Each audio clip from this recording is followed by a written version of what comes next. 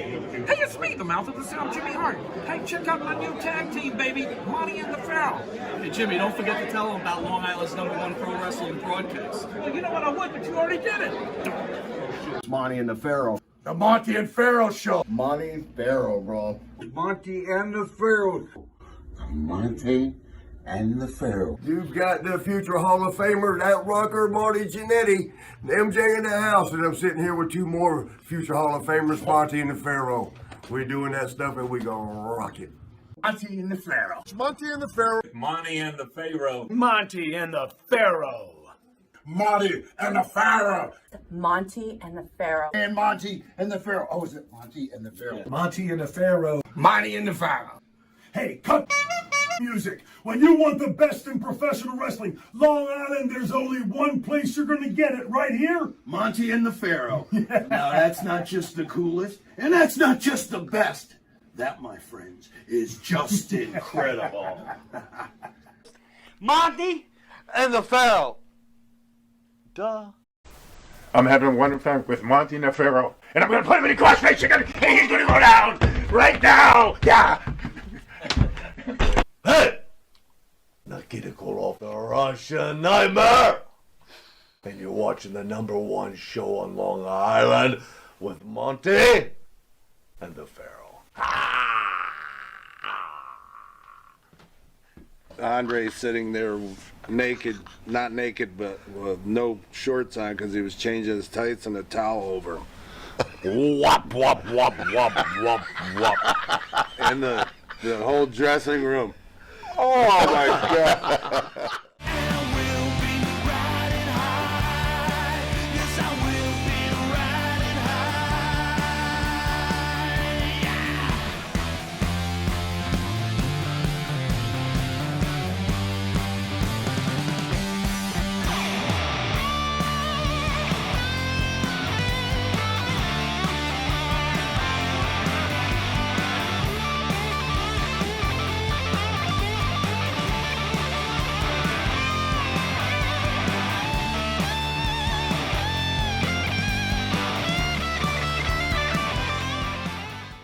Our interviews back then, we didn't have 15 and 20-minute interviews.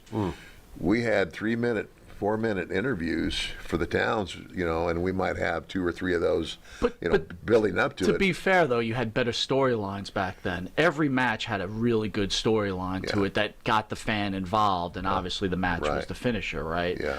I think that's what's missing right now. I mean, Mike, you've got children are presently working in there right now, and I believe you worked as an agent. Are you still working as an agent for them? No, I did it for almost 13 and a half years. I just finished up this year. So how's your feelings with that, like the comparison? Yeah, I mean, it's changed a lot, and it's hard to go on TV and tell a story wrestling if you have a 5-minute segment or a 6-minute segment. And an entrance or 2 entrances, it's like a fast forward. Boom, boom, boom, boom, boom, we're done.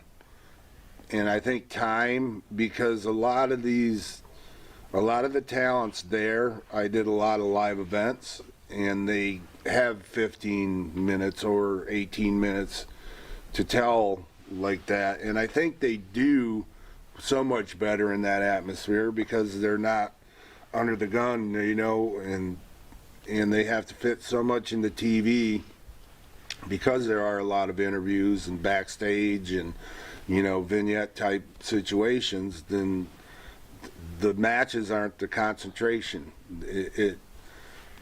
More time should be given to that so you can tell a story wrestling in a match, and it doesn't have to be a 3-minute short story, I think. So as an agent, when you would say that, what they just said, nope, that's not the way it works. It's not the way it works. You're basically told what they want, and you work with the talent, and then you work within your allotted time, because there's a lot of different aspects that go into the sponsorships. They have to do this, they got to have this, we have to advertise for our pay-per-views, blah, blah, blah, blah, whatever. And, some matches will have 2 or 3 segments, but there's going to be a bigger match, obviously, To me, that's just hard to, unless you're doing a squash match, it's hard to have any kind of competitive match in a short period of time like that.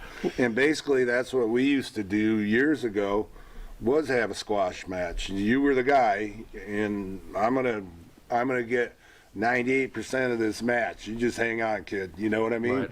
And that's how you got yourself over. We say that all the time, though, but back in the day when we grew up on wrestling, right, like Morocco and Backlund would have an hour Broadway at the Garden, but, you know, there was a lot of slowdowns, right, arm bars.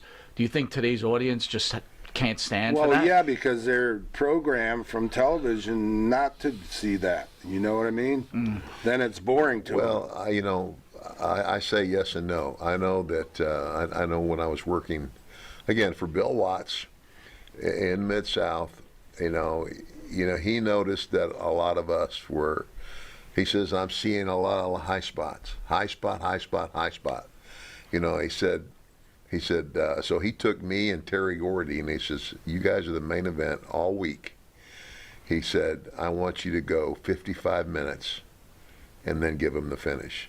He says, number one, a lot of the what we call the smart marks are going to say, okay, they're going Broadway, and you're really going to screw them more or less when they go, oh wow, they went that long, and yeah. So, but he said the idea is you can't have a 55-minute match and be bouncing around the ring all the time. You have got to settle down and tell a story. And that's what Bill was getting at. And so I agree with Mike. I said, but and it might be, and for the talent today, through no fault of their own, they haven't been exposed to what Mike and I were, 20, 30 years ago, in terms of the way they have been taught the business. We were taught the business doing it. We're in the ring with a polished professional who's leading us around by the nose, and he's got 15 or 20 minutes, for us to start to understand how this whole thing works. And 15 or 20 years of experience. Yeah, exactly. And so the young talent today, they don't have that. And, and that's why it's kind of like when I, how long were you there, Mike? 13 years? Producing. Yeah. I left, and I've been doing my ministry, and I got a call from Arn, and this was back in 05 and 06, 05. Arn said, the company asked me to give you a call. They'd like you to come back to work. I started laughing. I said, do what? and he said, well, says, like, being part of the creative team. And I actually had a conversation with Stephanie. I said, Stephanie, I'm not Clint Eastwood. Clint Eastwood's good on both sides of the camera. I said, my gift is you tell me what you want to happen, and I can go out there in the ring and I can make the story happen. That's my gift. But and I did it for about a year and a half, and I just couldn't. And I don't know if it's I couldn't or I wouldn't, just because of the way I was taught and everything. For me to sit down with two wrestlers and map out an entire match just made no sense. I said, I can't do that. I can't do that because I never did it. In other words, the real art form of what we did was improv. It's like, oh yeah, I know the finish. I know exactly how it's going to end. That's a setup for the next show. And if I have a little history with you, in other words, if we'd already had a couple matches, we might go, okay, based on what the people saw last time, maybe we should start this way tonight. But all that stuff in the middle of the start and the finish was organic. But how about with Randy at WrestleMania 4? That's what I was going to ask. Because Randy always was notorious for having a blueprint. Did he have a I got this great match here, right here, Ted. Right. That's the first time I ever did that, and I told Randy too, and it was funny because Elizabeth was sitting there. I said, Randy, I said, listen, I understand what you want to do, and I said, that's fine. I said, but give me this leeway as we're doing this. If something comes to me as we're on this track, let me call it, and we're going to come right back to this. Can you do that? You know, and he just kind of looked up at Elizabeth and said, Randy, you can do that. And he said, okay, brother, we can do it. And so we went out and tore the house down. Wow. And you did. But basically stuck to the game plan. But I just threw in a couple of things that weren't planned. Nice. So, Mike, you've just come off the working with them. Can you guys weigh in? Got a lot of pro wrestling experts out there that are always defending the wrestlers, saying, while we're on break, everybody, Farrell was talking to Ted about superstar Billy Graham, who seems to be still, we discussed last week, still angry over losing to Bob Backlund in 1978. I don't know why, but anyway. And a lot of these experts still talk about how unfairly wrestlers are being treated, that they're really not independent contractors. And then the most recent occurrence of the WWE saying, hey, look, you cannot use your name as to use third-party social media to generate revenue for yourself, your wrestling name or whatever contract you signed for. You guys want to weigh in on both those subjects? Well, first of all, I don't know anything about what Billy Graham said and don't care. Secondly, Fair enough. You know, the wrestling business is what it is, and if you agree to get in it, there's going to be rules, whether I'm saying it's right or wrong. There's going to be rules for any company you work for. So unless things change, you have to deal with that, you know. And I know that some of these guys and girls are making a lot more money than I made in the wrestling business, so I wouldn't be too unhappy about it, you know.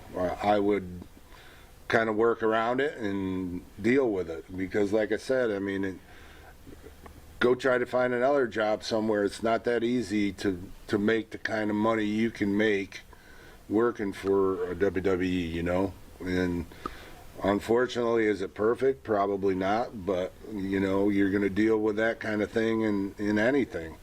There's going to be upsides and downsides, so I'm not going to jump on the mass wagon and try to bury it, you know. Especially I have two of my kids work there, you know, so.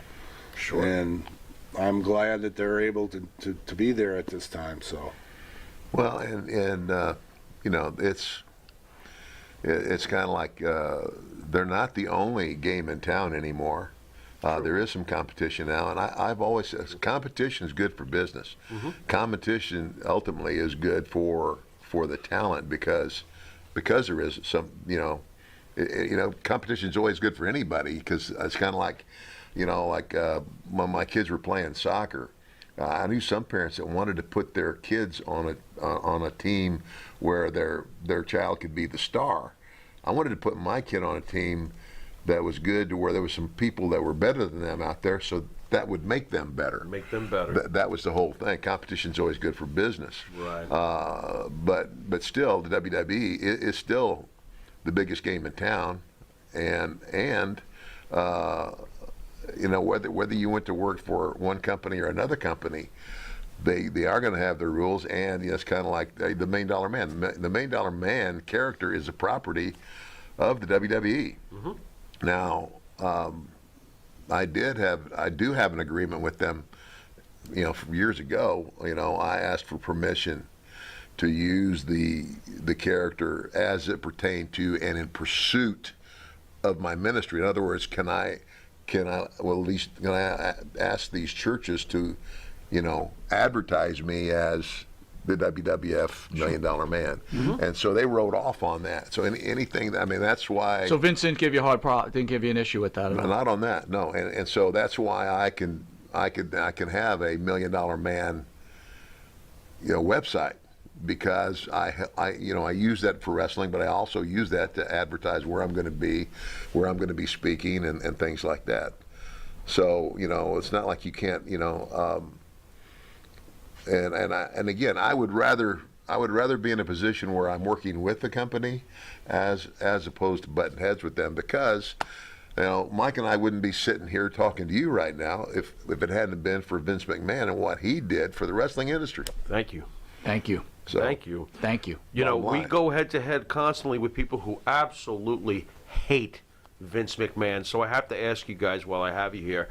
And they hate Vince McMahon, a lot of them, because they feel that the old-timers quote unquote, the guys from the past, are not taken care of by Vince currently, that there should be pensions, there should be medical benefits, and all these other things that are obviously sensitive issues. Do you guys feel Vince owes the old-timers a living? Well, in my opinion, that would be nice to have something like that. Fair enough. But in the real world, not everything is perfect, like I said, you Absolutely. know. And at some point, you just got to move on and you know, and find happiness within yourself. I actually was out of the wrestling business for 3 years, and I ran a car lot for my father-in-law. My wife and him got in a fight, and then I was no longer at the car lot. You know, they got in an argument, which they regrouped later, but I called up John Laurinaitis and Jerry Briscoe, and I went back to work for Vince, you know, as a producer.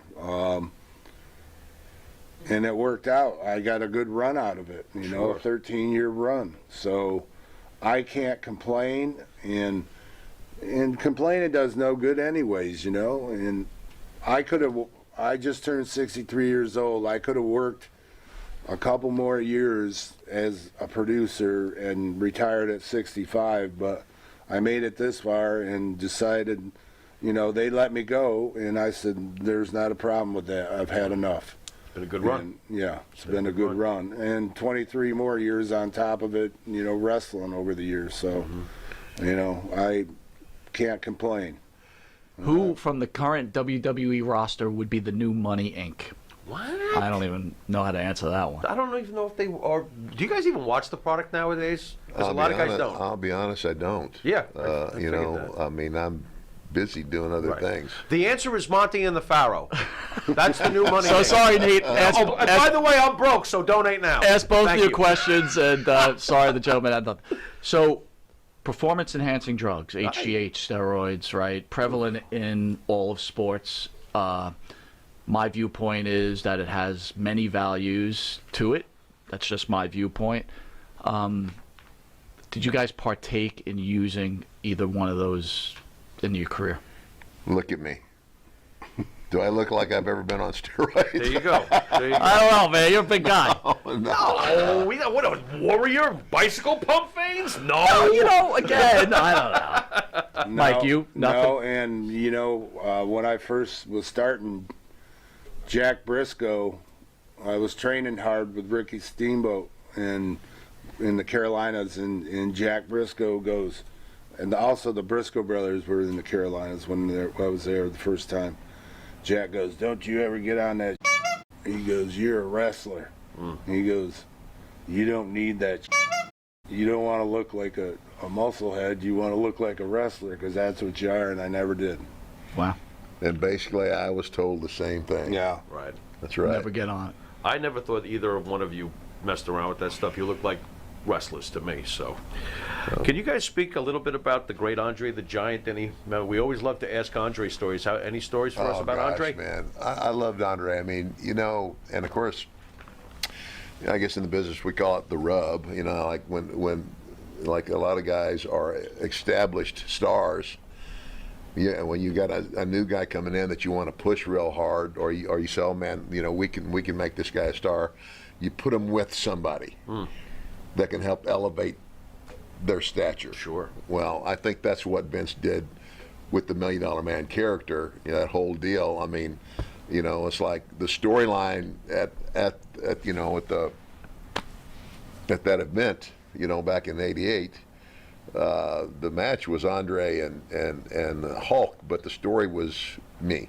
Yeah. And so post that and post WrestleMania 4, for almost the next year, I had a lot of tag team matches, you know, with Andre against Hulk and Savage, or Hulk and whoever. And so you know, that relationship helped elevate me. But Andre was just a great guy.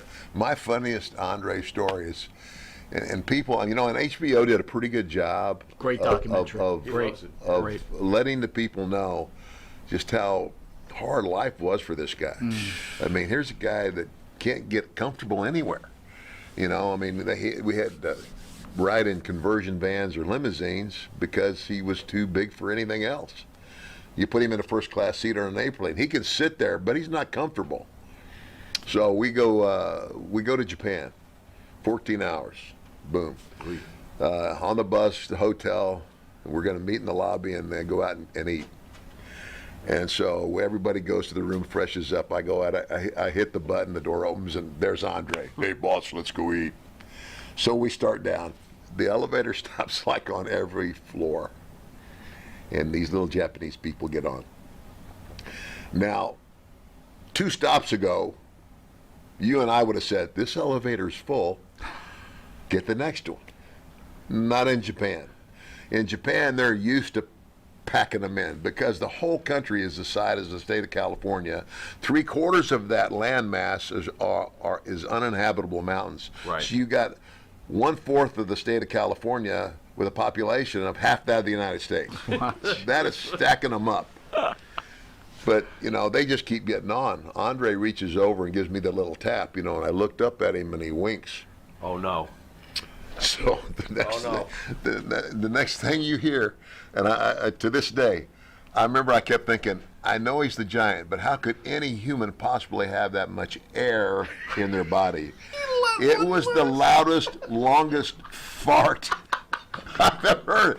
I mean, and all I could, the poor little Jap guy that's standing directly behind him is getting it right in the face. Oh my God. And but when the door opened, it was like the Exodus. They were falling over each other trying to get out the door. I mean, they all got off except me and Andre. Wait, you didn't run out either? I figured the smell of pea soup. As the door closes, all you could hear was, oh.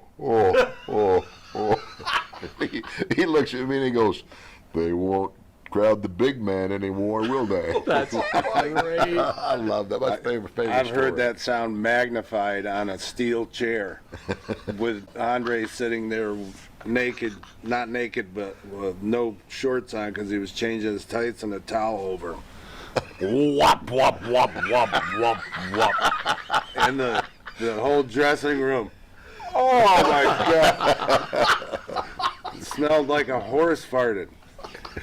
I mean, like you said, the amount of air in the body. Oh my God!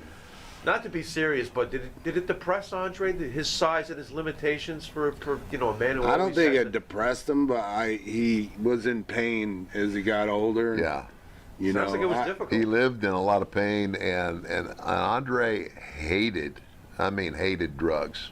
Okay. You know, he just hated, you know, and so Andre, I mean, I don't think he ever took any. I mean, his painkiller was wine, basically. Okay. And he seemed to like beer. Yeah, he did both. Yeah. The first time I met Andre, I'm at West Texas State playing football in college, and this is now Terry Funk and Dory Funk Jr.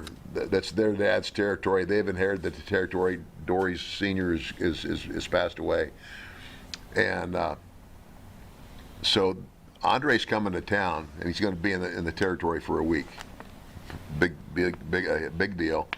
But they're going to be gone that night, the Thursday night that Amarillo ran. And so they asked me, they said, can you take Andre out for us after the show? And I said, I'd be happy to. So I took him out, and that's when first time I met him. And I took him out to one of the clubs that all the college guys went to, and a place where you could eat and drink.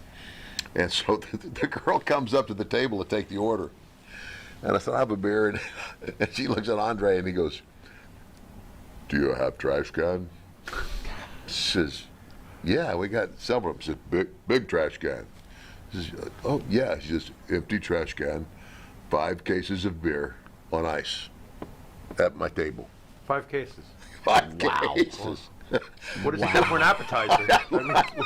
I looked at her, she looked at me, and I went, you better do it. She's a giant. This guy falls you like gotta a understand. heavyweight. You better do it. When if you looked at a beer can in Andre's hand, you almost couldn't see it. Like a thimble, right? Yeah, it was like a miniature. That's crazy. So his ability to consume is just, it's like there's a lot of spots in that year I was with him that I don't remember well. could also fill up a wash tub. Just think of how, those galvanized wash tubs, how many bottles of wine you can fit in there. Oh my God. And then put ice on it. Yeah. Now, were you guys ever worried that he didn't like you? Because you hear these stories how if he didn't like you, you were in some. You were. I big met trouble. him. I met him the first show I ever went to up in Canada, and just met him. But when a couple years later, I was working in Florida. When he came to Florida, Barry and I would pick him up at the airport, or take him on the towns with us. And he'd come down for a week, and Barry had a big old school Ford Bronco, the big ones. And Andre'd sit in the front. Barry, here's Barry's head. There's Andre, and we'd have the back full with wash tubs of wine and cases of beer. And a stack of calzones about that big. Give me your Mount Rushmore of tag teams. You got to pick 4 tag teams that you would put on a mountain and say, okay, these are the 4 tag teams that best represent the sport I love so much and the sport that afforded me a wonderful life. Who are those 4 teams that best represent pro Steiner wrestling? Brothers. Steiner Brothers, we got one. You agree with that, Ted? I would. Okay. Let's see if we can get them to agree on it. This could be interesting. Okay. So we got the Steiners. Who's next? We got 3 teams to go. Demolition. I love that. Thoughts, IRS? That's cool. You good with that? Okay. Demolition, Steiners. 2 more. Gets rough, huh? These Mount Rock Rushmore and roll. Rock and Roll Express. By the way, I who will can be see in that. studio I later can on this see month. that. Yeah. Ted, you good with that? I could agree with that. Yep. Okay. 1 more. Pat Patterson and Ray Stevens. Ray Stevens. Wow. That's a great answer. That is awesome. Yeah. Good IRS. Road Warriors, not in that list? Ro- Yeah. Yeah, you got I it. think so. Have we gone over 4? Yeah. Yeah. But I think we're going to have to make it 5. Freebirds? Freebirds? Wait, the Freebirds are 3 guys. No. Now All we're right. getting into New Day territory. Anyway, we want to thank you guys for New taking the Day. time. What a thrill to have you guys in here. What you a for wonderful having us. interview. Thanks for having Thank you us. for answering all the questions honestly, and Absolutely. And remember, remind them, Mike. Uh-oh. Did we forget to do something, IRS? Remind them. Pay up. Yeah. Pay up. Oh, man. You tax Sign chief. on. Told you Go see the Money Man. I told you before they came here to have the books all ready. And Everybody's got a price.